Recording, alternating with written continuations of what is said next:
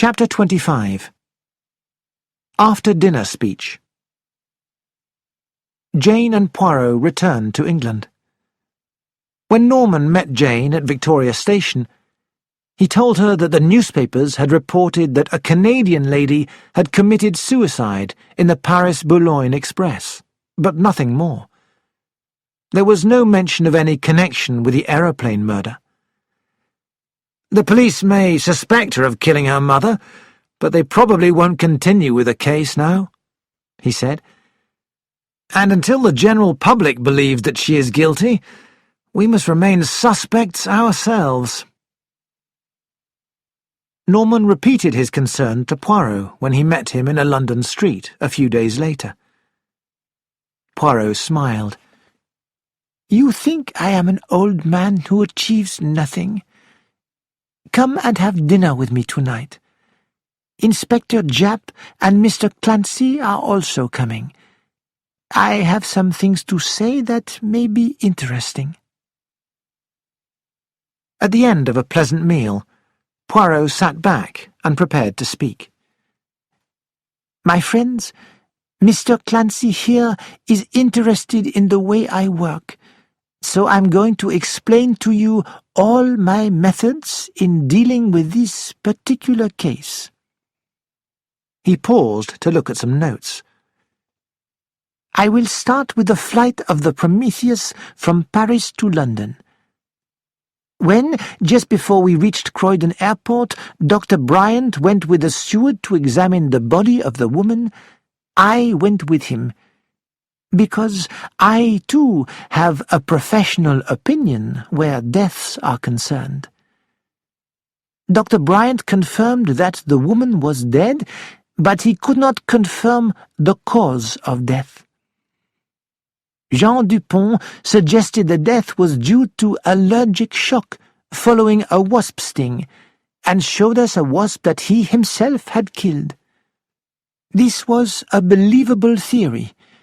There was a mark on the woman's neck that looked like a sting. But, at that moment, I looked down and saw what might have been the body of another wasp. In fact, it was a long thorn, tied with yellow and black thread. Mr. Clancy explained that it was a dart shot from a native blowpipe. A blowpipe was later found on the plane. By the time we reached Croydon, several ideas were working in my mind. The true nerve of one who could commit a crime in such a way. The fact that nobody saw it happen. The wasp. The blowpipe. Why did the murderer not get rid of it through the ventilating hole in the window? The dart might be difficult to identify, but a blowpipe which still had a piece of the price label on it was a very different thing. Obviously, the murderer wanted it to be found. If a poisoned dart and a blowpipe were found, everyone would think that the murder had been committed by a dart shot from a blowpipe. But perhaps the murder had not been committed that way. The cause of death was certainly the poisoned dart, but what is the most successful way to place a poisoned dart in the jugular vein? The answer is by hand. The blowpipe suggested distance, but if I was right, then Madame Giselle's killer had walked up to her table and bent over her. Either of the stewards could have leaned over Madame Giselle, and nobody would notice. Mr. Clancy had also passed Madame Giselle's seat, and it was he who first mentioned the blowpipe and dart theory. Mr. Clancy jumped to his feet. "I protest!" "I have not finished, my friend. Neither Mitchell, Davis, nor Mr. Clancy seemed likely murderers. So, next, I considered the wasp. It was strange that nobody saw it until coffee was served. I worked out a possible method for the crime.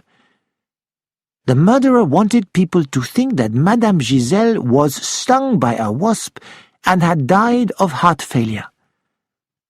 The success of that idea depended on whether or not the murderer could get the dart back afterwards. It could be done as long as the death was not suspicious. This is why he replaced the original red silk with black and yellow thread in order to make the dart look like a wasp. So, our murderer walks up to the victim, sticks the dart in her neck, and immediately releases the wasp. The powerful poison causes almost instant death, but if anyone noticed a cry, the wasp would explain it. The poor woman had just been stung. But the poison dart was discovered before the murderer could collect it. The theory of the natural death is now impossible. So, he hides the blowpipe down the side of a seat, and when the plane is searched, it is identified as the murder weapon. If the murderer had brought the wasp onto the plane in order to release it at the right moment to cause a distraction, he must have had something in which to keep it. I examined the contents of the passenger's pockets and hand luggage and found an empty matchbox in Mr. Norman Gale's pocket. But Mr. Gale had never walked down the aisle. He had only visited the toilet and returned to his seat. It was the right clue on the wrong person. But in fact, there was a method by which Mr. Gale could have committed the crime, as the contents of his briefcase showed. "My briefcase?" Norman looked puzzled.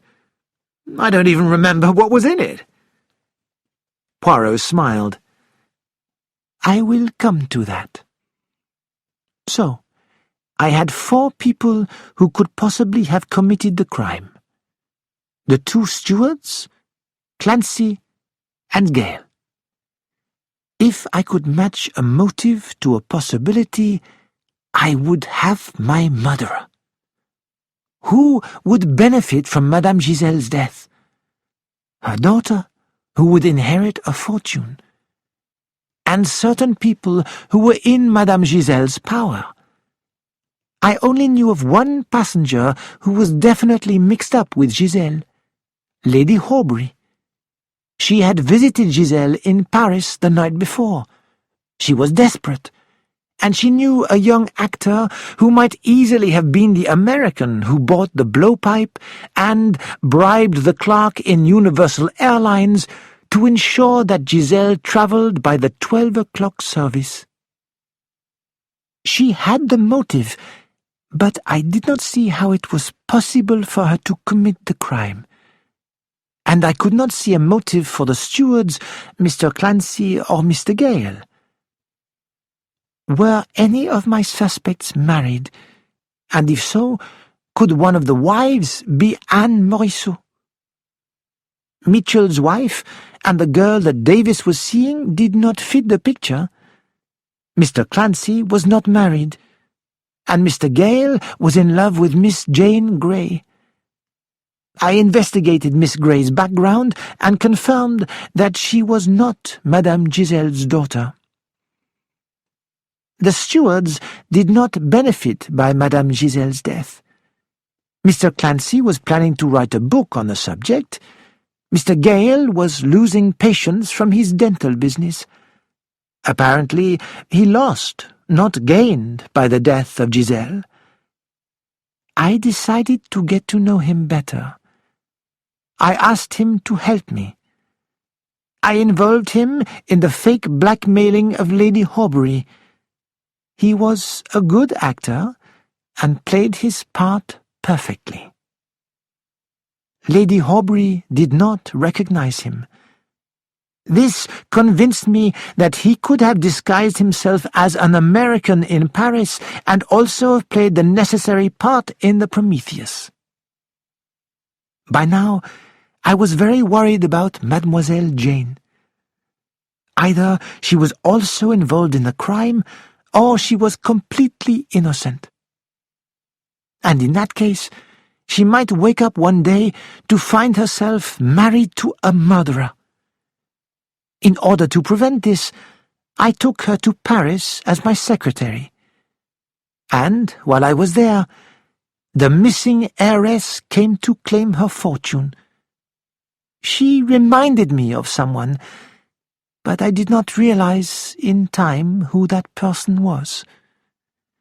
The discovery that she had actually been in the plane seemed to destroy my ideas. Here, clearly, was the guilty person, but who was her accomplice? The man who had bought the blowpipe and bribed Jules Perrault. Her husband? I saw the answer. But, if I was right, Anne Morisseau should not have been on the plane.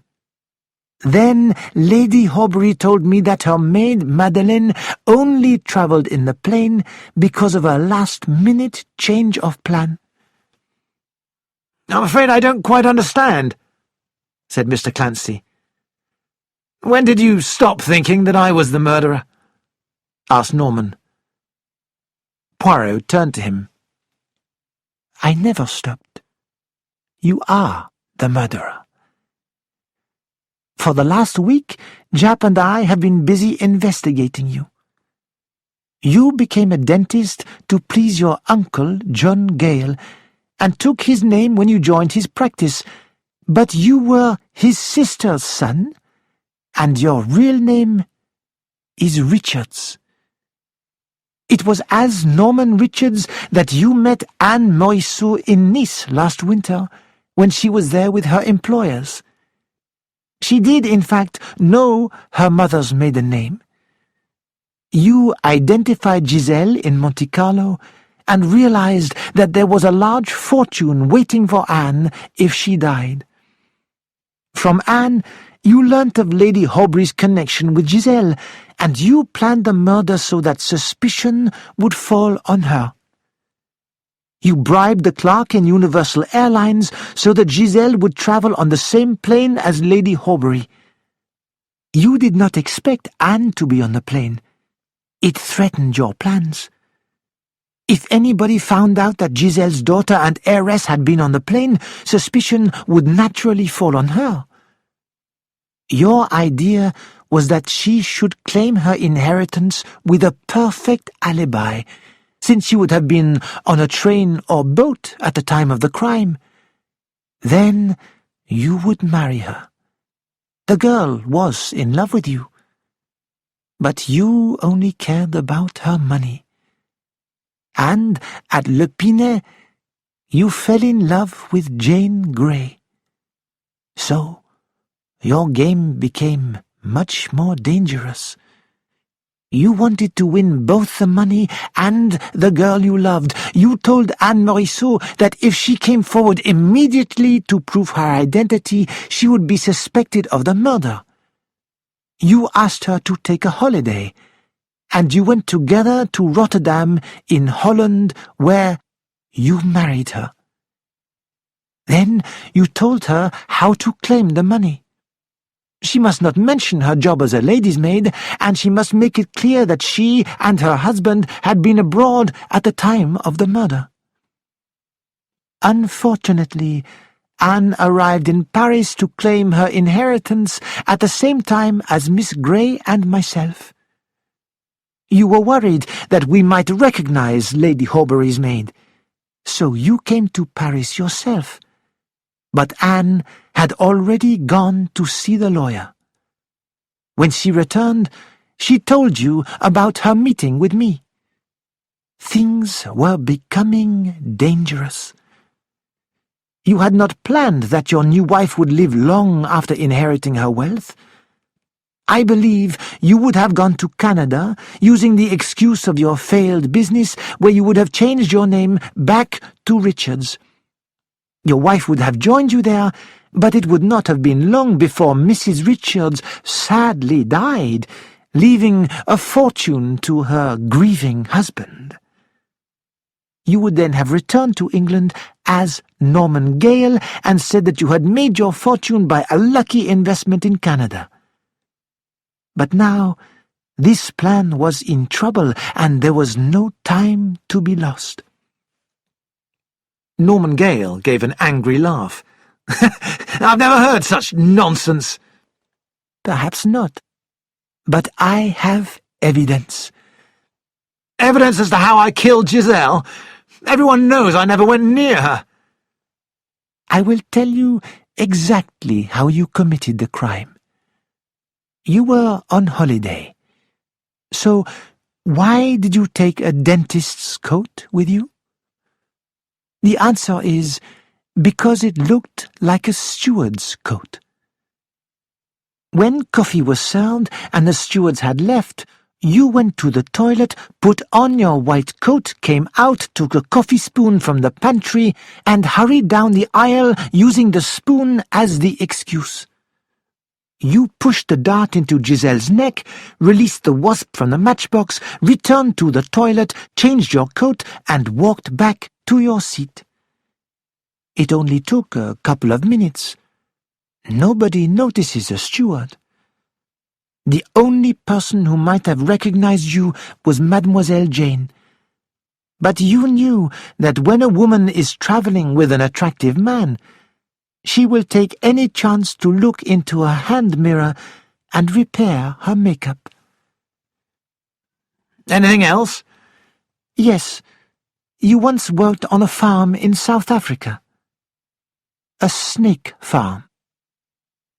Fear showed in Gale's eyes. He tried to speak, but the words would not come.